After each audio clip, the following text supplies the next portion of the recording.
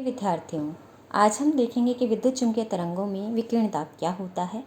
और जब विद्युत चुम्बकीय तरंगें किसी पृष्ठ पर गिरती हैं, अभिलंबित गिरती हैं या किसी एंगल पर गिरती हैं, तो पूर्णतः अवशोषक सतह होने पर कितना विकिरण दाब होता है और पूर्णतः परावर्तक सतह होने पर कितना दाब होता है। ऐसा ही एक क्वेश्चन हमारे पास राजस्थान यूनिवर्सिटी में आया हुआ है 2018 के पेपर में कि विकिरण दाब से आपका क्या तात्पर्य है। सिद्ध करो कि एक पूर्णतः अवशोषक सतह पर विद्युत चुम्बकीय तरंगों के अभिलंबित आपतन पर विकिरण दाब एप्सिलॉन 0 ई स्क्वायर होता है। पूर्णतः परावर्तक सतह के लिए भी इसका मान ज्ञात कीजिए। तो यहाँ पर ये क्वेश्चन विकिरण दाब का डेफिनेशन पूछी जा रही है और विद्युत चुम्बकीय तरंगें अगर पृष्ठ पर अभिलंबित आपतित हो रही हैं तो विकिरण दाब का मान पूछा जा रहा है कि जब सतह पूर्णतः अवशोषक है और जब सतह पूर्णतः परावर्तक है। अब हम देखते हैं, शुरुआत करते हैं, इस क्वेश्चन को भी करेंगे और साथ में अभिलंबित आपतन के लिए तो हम देखेंगे ही देखेंगे विकिरण दाब को, साथ में हम किसी एंगल पर अगर विकिरण आके गिर रहे हैं यानी तिर्यक आपतन के लिए भी हम निकालेंगे विकिरण दाब का मान कितना होता है। तो सबसे पहले हम डिफाइन करते हैं कि विकिरण दाब क्या है। हम ये जानते हैं कि विद्युत चुम्बकीय जो तरंगें हैं वो जब माध्यम में या वायु में या निर्वात में जब संचित होती हैं तो वो ऊर्जा का संचरण करती हैं, संवेग का संचरण करती हैं एक बिंदु से दूसरे बिंदु तक। अब जब ये किसी पृष्ठ पर आपतित होती हैं तो उनके परावर्तन से और उनके अपवर्तन से क्या होता है, उनके परावर्तन से या फिर हम ये कहें कि उनके अवशोषण से क्या होता है कि उनके संवेग में परिवर्तन हो जाता है। और ये संवेग में जब परिवर्तन होता है तो न्यूटन के नियम से हम जानते हैं कि पृष्ठ पर बल लगेगा और बल प्रति इकांक क्षेत्रफल जो पृष्ठ पर लगता है वो दाब कहलाता है। इसलिए विद्युत चुम्बकीय विकिरणें जब किसी पृष्ठ से टकराती हैं तो उनके अवशोषण और परावर्तन के फलस्वरूप उस पृष्ठ पर एक दाब लगता है और उस दाब को हम विकिरण दाब कहते हैं। अब यहाँ से हम ये देखना चाहते हैं कि जो विकिरण दाब होगा वो कितना होगा, वो इस बात पे डिपेंड करेगा कि आपके पास संवेग में परिवर्तन कितना हुआ है। क्यों? क्योंकि न्यूटन के द्वितीय नियम के अनुसार हम जानते हैं कि जो संवेग में परिवर्तन की दर है वो लगाए गए बल के बराबर होती है और बल प्रति इकांक क्षेत्रफल क्या कहलाता है? दाब कहलाता है। अब हम देखते हैं कि विद्युत चुम्बकीय तरंगें किसी पृष्ठ पर जब अभिलंबित आपतित होती हैं तो कितना दाब लगाती हैं, ये हम देखने जा रहे हैं। तो मान लिया हमारे पास जो हम ये देख चुके हैं कि जो संवेग है वो संवेग घनत्व कितना होता है, पी यू बाई सी यानी एप्सिलॉन 0 ई स्क्वायर अपॉन सी के बराबर होता है, या फिर इसे हम ई क्रॉस एच अपॉन सी यानी कि ये जो है पॉइंटिंग वेक्टर अपॉन सी स्क्वायर से भी लिखते हैं। और विद्युत चुम्बकीय तरंग द्वारा प्रति सेकंड दी गई औसत शक्ति प्रति एकांक क्षेत्रफल क्या कहलाती है? उसकी विद्युत चुम्बकीय तरंगों की तीव्रता कहलाती है, जिसे हम ये जो एवरेज है एन के एवरेज से भी हम दर्शाते हैं, पॉइंटिंग वेक्टर के एवरेज से भी हम उसको दर्शाते हैं। अब हम निकालने जा रहे हैं विकिरण दाब, क्योंकि मुझे इसकी यहाँ ज़रूरत पड़ेगी इस डेफिनेशन की, इसलिए मैंने इसको पहले आपको बता दिया है। अब हम चल रहे हैं कि एक पृष्ठ है मेरे पास, इस पर विद्युत चुम्बकीय किरणें कैसे आपतित हो रही हैं? अभिलंबित आपतित हो रही हैं। और पृष्ठ के जो ए क्षेत्रफल हमने ये माना है, ये क्षेत्रफल कौन सा है? इसका क्षेत्रफल का मान कितना है? ए है। तो ए क्षेत्रफल डी पर डी टी समय में जो आपतित होने वाली विद्युत चुम्बकीय विकिरण है वो इस बेलन में कितनी होंगी? हम इस बेलन में मान के चल रहे हैं, वो स्थित होंगी। इस बेलन के आयतन में जितनी भी तरंगें आएंगी वो उतनी तरंगें इसमें ए पृष्ठ पर डी समय पर आपतित होंगी। और इनका आयतन क्या होगा? इस बेलन का आयतन जो हम नापना चाहते हैं, इस बेलन का आयतन कितना हो जाएगा? क्षेत्रफल इंटू लंबाई, और लंबाई डी समय में कितनी तय की जाएगी? क्योंकि विद्युत चुम्बकीय विकिरणें हम वायु में या निर्वात में मान के चल रहे हैं तो उसका वेग c होगा, इसलिए जो दूरी dt समय में वो तय करेंगी या लंबाई वो जो तय करेंगी वो c dt होगी। इसलिए इस बेलन का जो आयतन है वो हो जाएगा a c dt। तो पृष्ठ के जो a क्षेत्रफल पर dt समय में जो कुल आपतित संवेग होगा वो कितना हो जाएगा? p a c dt के बराबर, जहाँ p क्या है? आपतित विकिरणों का संवेग घनत्व है। और ये आपतित विकिरणें ए पृष्ठ पर आपतित हो रही हैं और हम इनको कितने समय पे नाप रहे हैं? dt समय में नाप रहे हैं। तो पृष्ठ के ए क्षेत्रफल पर dt समय में आपतित विकिरणों का कुल संवेग घनत्व कितना हो जाएगा? कुल संवेग कितना हो जाएगा? p इंटू ए इंटू सी डी टी के बराबर होगा। इसलिए पृष्ठ के एकांक क्षेत्रफल पर प्रति सेकंड आपतित विकिरणों का जो संवेग होगा उसको हम FI से लिख रहे हैं। उसके लिए हम क्या करेंगे? इस PACDT को ADT से डिवाइड कर देंगे, क्योंकि हमें प्रति एकांक क्षेत्रफल निकालना है और प्रति एकांक समय निकालना है। इसलिए ADT से हमने इसको डिवाइड कर दिया तो मुझे संवेग विकिरण घनत्व कितना मिल गया? संवेग घनत्व B इंटू सी के बराबर। अब हमने मान लिया कि ये जो पृष्ठ जिस पर ये विकिरणें आपतित हो रही हैं, ये जो पृष्ठ है पूर्णतया अवशोषक है। तो अवशोषक है तो पृष्ठ के प्रति इकांक क्षेत्रफल पर प्रति सेकंड आपतित विद्युत चुम्बकीय विकिरणों के संवेग में जो परिवर्तन होगा डेल्टा एफ आई, वो कितना हो जाएगा 0 माइनस एफ आई। क्यों? क्योंकि कोई भी विकिरण वापस नहीं जा रही है, सारी अवशोषित हो रही हैं, इसलिए 0 माइनस एफ आई यानी माइनस एफ आई यानी कि माइनस पी सी के बराबर होगा। और ये ऋणात्मक चिन्ह यहाँ क्या मुझे बता रहा है कि विकिरण संवेग में चूंकि अवशोषण हो रहा है, इसलिए आपतित विकिरणों के संवेग में हमें क्या हो रही है, हानि हो रही है। अब न्यूटन की गति के द्वितीय नियम से इसलिए विकिरण पर लगने वाला जो विकिरणों के कारण जो इस पृष्ठ पर लगने वाला दाब है वो पी रेडिएशन ब्रैकेट में लिख के हमने बाहर ए या एब्जॉर्प्शन के लिए दर्शाया है। तो ये विकिरण दाब का मान हो जाएगा पी इंटू सी के बराबर। और हम ऊपर देख चुके हैं कि पी इंटू सी एप्सिलॉन ज़ीरो ई के ई स्क्वायर के बराबर होता है। और यही क्या है, ऊर्जा घनत्व भी है, जिसे हम यू से व्यक्त करते हैं। तो इसका मतलब जो विकिरण दाब है वो संख्यात्मक रूप से विद्युत चुम्बकीय तरंग के ऊर्जा घनत्व के बराबर है। किसके लिए? जब किसी भी पृष्ठ पर जो विद्युत चुम्बकीय तरंग हैं अभिलंबत आपतित हो रही हैं और सतह कैसी है, पूर्णतया अवशोषक है। अब हम लेते हैं कि जब सतह हमारी पूर्णतया परावर्तक है और विकिरणें अभिलंबत आपतित हो रही हैं पृष्ठ पर, तो पृष्ठ से परावर्तित तरंगों का जो संवेग घनत्व है वो परिमाण में तो आपतित तरंगों के संवेग घनत्व के बराबर होगा, लेकिन उसकी दिशा क्या हो जाएगी, विपरीत हो जाएगी। इसलिए परावर्तन के कारण पृष्ठ के एकांक क्षेत्रफल पर प्रति सेकंड जो आपतित विकिरणें हैं उनके संवेग में जो परिवर्तन होगा डेल्टा एफ आर, वो किससे दिया जाएगा, माइनस एफ आई के। ये माइनस एफ आई है परावर्तित के लिए और ये है आपतित के लिए जो संवेग में परिवर्तन। तो फाइनल संवेग कितना था, माइनस इनिशियल संवेग करते हुए हमने निकाल लिया है और ये मान आता है -2 के बराबर। और इसलिए हम ये कह सकते हैं कि पृष्ठ को विद्युत चुम्बकीय तरंगों द्वारा प्रति सेकंड प्रति एकांक क्षेत्रफल जो संवेग दिया जा रहा है वो 2Fi के बराबर है और यही विकिरण दाब होता है। इसलिए पी रेडिएशन हो जाएगा रिफ्लेक्शन के लिए 2Fi या Fi का मान हमने यहाँ रख दिया तो 2Pc। और ये हम जानते हैं ये Pc किसके बराबर है, एप्सिलॉन ज़ीरो ई स्क्वायर के बराबर है। इसलिए विकिरण दाब जो रिफ्लेक्शन के कारण मुझे मिल रहा है वो हो गया 2 एप्सिलॉन ज़ीरो ई स्क्वायर या 2U के बराबर। इसका मतलब यहाँ अगर मैं देखूँ जो पूर्णतः अवशोषक सतह पर मान था वो U था और पूर्णतः परावर्तक सतह पर मुझे मान मिल रहा है 2U। तो इसका मतलब जब विकिरणें विद्युत किसी भी पृष्ठ पर अभिलंबत आपतित होती हैं तो जो पूर्णतः परावर्तक सतह होने पर जो विकिरण दाब है वो पूर्णतः अवशोषक सतह की अपेक्षा कितना हो जाता है, उसका दुगुना हो जाता है।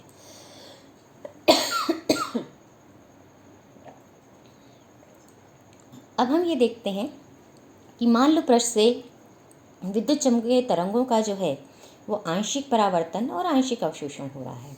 तो पृष्ठ का अवशोषण गुणांक हमने मान लिया A है और परावर्तन गुणांक हमने मान लिया R है।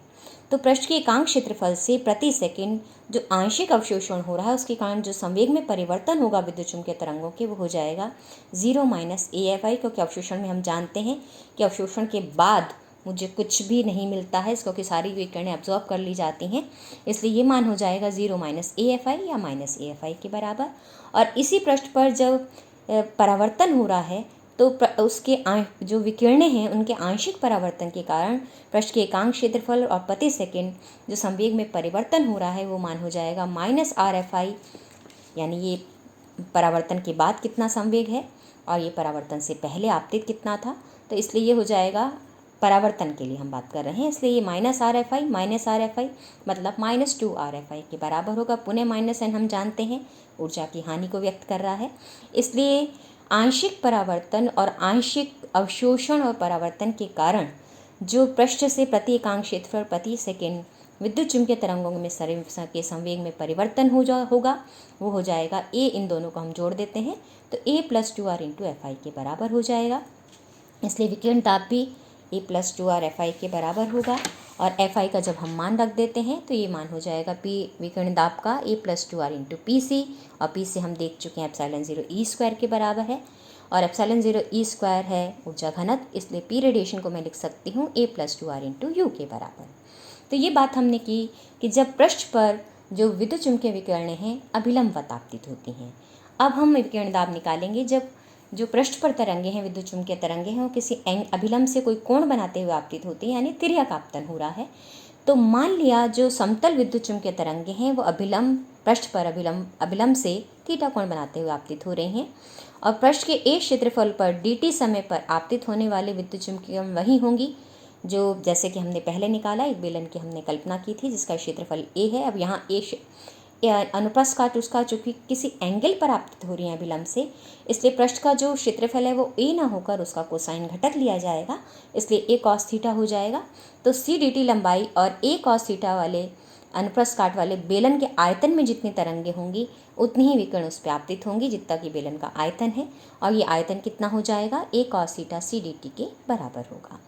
अब पृष्ठ के a क्षेत्रफल पर dt समय में आपतित विद्युत चुम्बकीय तरंगों का जो कुल संवेग होगा वो हो जाएगा p a cos theta into c dt, क्योंकि p क्या है, उन ऊर्जा विद्युत चुम्बकीय तरंगें जो आपतित हो रही है उनका संवेग घनत्व है।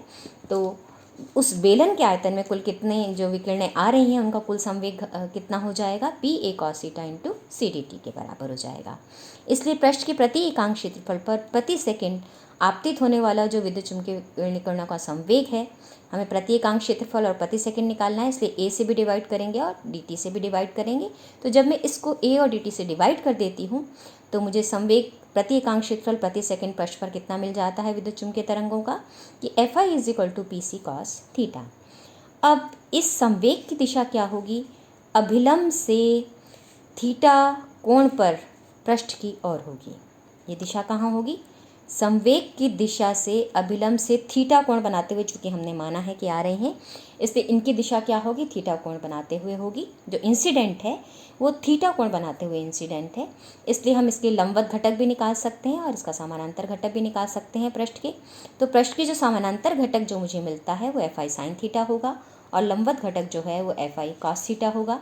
इसलिए समांतर घटक का मान हो जाएगा pc cos theta into sine theta, क्योंकि Fi का मान मैं रख रही हूँ जो कि pc cos थीटा है, और यहाँ से ये बन जाएगा pc cos स्क्वायर थीटा।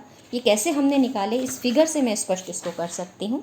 यहाँ ये फिगर है, ये आपतित विकिरण घनत्व, ये थीटा एंगल बनाते हुए हमने जो अभिलंब है, पृष्ठ पर अभिलंब है उसे थीटा कोण बनाते हुए ये आपतित विकिरण घनत्व Fi आ रहा है, ये रहा Fi। अब इसके दो कंपोनेंट हमने बांटे हैं किसी बिंदु पर, तो ये हो गया आपके पास, जो कि ये यहाँ पर थीटा कोण बन रहा है, तो यहाँ पर अगर मैं देखूँ तो ये हो जाएगा पैरेलल घटक और ये हो जाएगा परपेंडिकुलर घटक। तो जो पैरेलल घटक है उसके मान में अगर हम देखें तो हमारे पास आ रहा है कोसाइन ऑफ, जो पैरेलल घटक है उसमें आ रहा है साइन ऑफ थीटा, और जो परपेंडिकुलर घटक है उसमें आ रहा है कॉस ऑफ थीटा। तो इस आधार पर हम चलें, यहाँ से आपको स्पष्ट दिख रहा है कि जो परपेंडिकुलर घटक है वो कॉस थीटा होगा और जो पैरेलल घटक है वो साइन थीटा होगा। तो यहाँ पर अगर हम चलें तो इस आधार पर हम चलें तो हमें दिखता है कि जब पृष्ठ के द्वारा विद्युत चुम्बकीय विकिरणों को जो अवशोषित किया जाता है या परावर्तित किया जाता है, तब आपतित संवेग का समांतर घटक तो क्या रहता है, अपरिवर्तित रहता है, परंतु अभिलंब घटक क्या हो जाता है, बदल जाता है।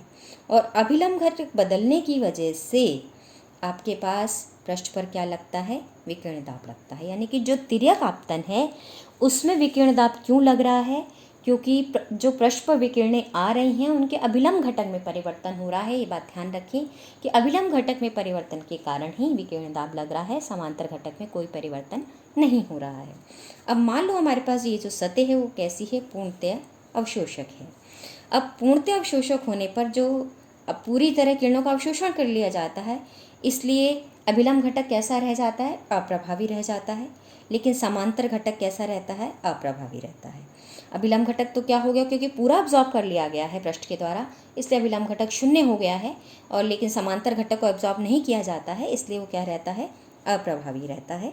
इसलिए पृष्ठ के एकांक क्षेत्रफल पर प्रति सेकंड आपतित विद्युत चुम्बकीय तरंगों के जो संवेग में परिवर्तन होगा वो परिवर्तन किस दिशा में हुआ, लंब दिशा में, क्योंकि लंब दिशा में घटक पहले उसका मान F परपेंडिकुलर था, लेकिन अब क्या हो गया है, शून्य हो गया है, इसलिए परिवर्तन किस में हुआ, लंब घटक में। जबकि जो समांतर घटक था उसमें कोई परिवर्तन नहीं हुआ है, और कोई परिवर्तन नहीं हुआ है जब संवेग में परिवर्तन ही नहीं है तो दाब नहीं लगेगा। अभिलंब घटक में परिवर्तन हो रहा है इसलिए दाब लगेगा। तो अभिलंब दिशा में जो संवेग में परिवर्तन है वो क्या हो जाएगा, 0 माइनस F परपेंडिकुलर हो जाएगा। अब अभिलंब दिशा चूँकि पूर्णतः अवशोषण हो चुका है इसलिए ये 0 है। ये आपतन के हम जब संवेग में परिवर्तन निकालते हैं तो फाइनल में से इनिशियल संवेग घटा के निकालते हैं तो फाइनल संवेग चूँकि 0 है और इनिशियल संवेग एफ परपेंडिकुलर था, इसलिए संवेग में परिवर्तन 0 माइनस एफ आई। अब माइनस पुनः साइन यहाँ किसको बता रहा है, माइनस संवेग में हानि को बता रहा है। इसलिए अभिलंब दिशा में पृष्ठ को प्राप्त संवेग प्रति एकांक क्षेत्रफल प्रति सेकंड क्या होता है, विकिरण दाब होता है। इसलिए विकिरण दाब कितना हो जाएगा, P C cos square theta के बराबर की हम पहले ही देख चुके हैं। जो हमने ये लंबवत घटक और समांतर घटक पृष्ठ पे निकाले थे, P C cos square theta लंबवत घटक था और P C sine cos theta sine theta जो है वो पैरेलल घटक था। और ये हमने घटक प्रति एकांक क्षेत्रफल प्रति सेकंड ही निकाले थे। इसलिए जो अविकिरण दाब लगेगा पूर्णतः अवशोषक पृष्ठ पर तिर्यक आपतन पर वो हो जाएगा P C cos square theta के बराबर। और पी सी को हम जानते हैं एप्सिलॉन 0 ई स्क्वायर भी लिख सकते हैं या इसको यू भी लिख सकते हैं। तो एब्जॉर्प्शन के कारण तिर्यक आपतन पर जो मुझे विकिरण दाब मिलता है वो मिल जाता है यू कॉस स्क्वायर थीटा के बराबर। अब हम देखते हैं कि मान लो मेरे पास सतह कैसी हो, पूर्णतया परावर्तक सतह हो। और पूर्णतया परावर्तक सतह है तो यह हमने दिखा रहा है ये आपतित विकिरण है, ये इसका पैरेलल घटक है, ये परपेंडिकुलर घटक है, ये इनिशियल डायरेक्शन है तो इनिशियल संवेग एफ आई से दिखाया है। ये अभिलंब से थीटा कोण बनाते हुए आपतित हो रहा है और हम जानते हैं आपतन कोण परावर्तन कोण के बराबर होता है। तो ये थीटा कोण बनाते हुए विकिरण क्या हो जाती है, परावर्तित हो जाती है। तो ये इसका परपेंडिकुलर घटक हो जाता है और ये इसका पैरेलल घटक हो जाता है। अब हमने मान लिया कि पूर्ण परावर्तक सतह पर जब विद्युत चुम्बकीय विकिरणें आ रही हैं तो पुनः अभिलंब घटक जो है परिमाण में तो आपतित तरंग के संवेग के बराबर है, परंतु उसकी दिशा क्या हो जाती है, विपरीत। यहाँ आप देख रहे हैं ये डाउनवर्ड था तो ये अपवर्ड था। यहाँ पर आप जो आपके पास ये पैरेलल घटक है उसमें हम देख रहे हैं समान ही दिशा है और समान ही मान है, उसमें कोई परिवर्तन नहीं है। इसलिए आपके पास पुनः चूँकि परिवर्तन अब पुनः किस में हो रहा है, अभिलंब घटक में हो रहा है, इसलिए पुनः दाब किसके कारण लगेगा, अभिलंब घटक के कारण ही लगेगा। तो दोनों ही स्थितियों में तिर्यक आपतन में जो विकिरण दाब लगता है पृष्ठ पर वो अभिलंब घटक के संवेग में परिवर्तन के कारण होता है। तो यहाँ पर अब पृष्ठ के एकांक क्षेत्रफल पर प्रति सेकंड विद्युत चुम्बकीय तरंगों के अभिलंब घटक के कारण जो संवेग में परिवर्तन होगा वो हो जाएगा, क्योंकि केवल दिशा बदल रही है मान नहीं, इसलिए माइनस एफ आई यानी -2f परपेंडिकुलर, ये दोनों परपेंडिकुलर घटक की हम बात कर रहे हैं। तो माइनस एफ परपेंडिकुलर माइनस फिर एफ परपेंडिकुलर यानी ये फाइनल और ये इनिशियल, और दोनों को परिवर्तन संवेग में हमने निकाला तो -2f परपेंडिकुलर। यहाँ माइनस साइन पुनः बता रहा है कि संवेग में हानि हो रही है, इसलिए पृष्ठ पर आरोपित दाब जो हो जाएगा पूर्णतः परावर्तक सतह पर वो पी रेडिएशन हम आर से दिखा रहे हैं वो 2f परपेंडिकुलर के बराबर होगा। अब परपेंडिकुलर का मान हमने रख दिया तो ये हो जाएगा P C cos square theta और पी सी को पुनः एप्सिलॉन 0 ई स्क्वायर। तो जो विकिरण दाब लग रहा है वो हो जाएगा 2u कॉस स्क्वायर थीटा के बराबर। और अगर आपके पास विद्युत चुम्बकीय तरंगें जो हैं सभी दिशाओं में समान रूप से आपतित हों तब पूर्ण परावर्तक पृष्ठ पर जो माध्य विकिरण दाब लगेगा उसके लिए हमें कॉस स्क्वायर थीटा का एवरेज निकालना होगा और वो 1/3 होता है, इसलिए ये हो जाएगा 2/3u। जबकि पूर्णतः जो अवशोषक सतह थी उसके लिए अगर हम यही काम करें तो आपकी पृष्ठ पर विकिरण सभी दिशाओं से समान रूप से आपतित हों तो पूर्ण अवशोषक पृष्ठ पर माध्य विकिरण दाब कितना हो जाएगा तिर्यक आपतन के लिए, पुनः कॉस स्क्वायर थीटा का हमने एवरेज तो 1/3u। तो यहाँ पर हम देख रहे हैं यहाँ पर भी कि जो पूर्णतः परावर्तक सतह है उस पर दाब पूर्णतः अवशोषक सतह का कितना हो गया है, दुगना हो गया, क्योंकि 1/3u था पूर्णतः अवशोषक होने पर और पूर्णतः परावर्तक सतह होने पर कितना है 2/3, तो ये इसका कितना है, 2 गुना है। अब आंशिक परावर्तन होता है और आंशिक अवशोषण होता है पृष्ठ पर तिर्यक आपतन के लिए। तो हमने मान लिया कि आप अवशोषण गुणांक a है, परावर्तन गुणांक जो पृष्ठ का है वो r है, इसलिए पृष्ठ के प्रति एकांक क्षेत्रफल पर प्रति सेकंड आप जो आपतित विद्युत चुम्बकीय विकिरण हैं उनके संवेग के अभिलंब घटक में परिवर्तन कितना होगा, -a+2r f परपेंडिकुलर के बराबर होगा। बार बार हम यहाँ पर ये बात ही कह रहे हैं कि जो भी संवेग में परिवर्तन हो रहा है तिर्यक आपतन में वो केवल अभिलंब घटक के कारण है, पैरेलल घटक के कारण नहीं है। और अभिलंब घटक के भी हम जानते हैं कि परिमाण में मान में परिवर्तन नहीं है, सिर्फ किस में परिवर्तन हो रहा है, दिशा में। तो यहाँ पे विकिरण दाब मुझे कितना मिल जाता है, a+2r P C cos square theta या a+2r u cos square theta के बराबर। और अगर यहाँ पर भी हम वही बात कहें कि विकिरण सभी दिशाओं से समान रूप से आपतित हों तो यहाँ कॉस स्क्वायर थीटा का एवरेज निकालेंगे तो ये हो जाएगा a+2r u/3।